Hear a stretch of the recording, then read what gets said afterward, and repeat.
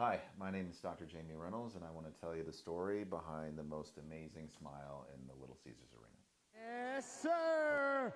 Finally, we are back in Little Caesars Arena. When Kev first came to us, we had the same conversation that we have with all of our patients around the goals for your smile. And so we pull this picture off of Google. You can search up, show me some examples of some really nice smiles. You see they come in different shapes and sizes, but they all have the same things in common. Number one, the central incisor, the front tooth, is perpendicular to your line of sight. So if you look at anybody's smile that you really like, that tooth is pointed back at the camera.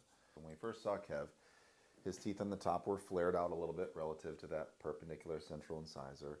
They were crowded on the bottom and spaced on the top. And he had another opinion that said it would take about 4 or 5 months to straighten his teeth. It doesn't look like it that's hard. The problem is that when you close spaces, the top teeth come backward, and when you fix crowding, the bottom teeth come forward. So although his teeth would be straighter, he would be in underbite. And so I said, listen, man, this is going to be 14 or 15 months. And he says, well, I thought you were good. How come it taking so long? And I said, well, they didn't diagnose some things, and the reason that we are good is we're paying attention to all the little things.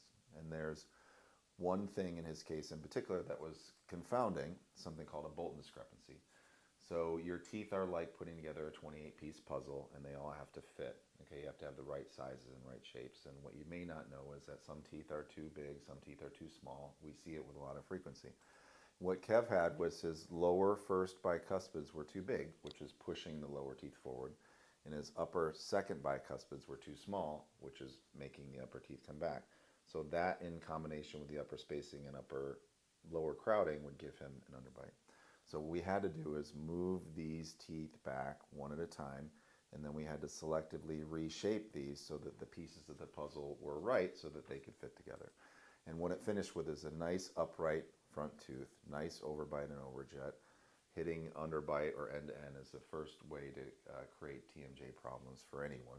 Going from this position here to this position here, which ultimately led to this smile, which if you ever see Kev down at Little Caesars or listen to him on the radio, is the best smile in the building.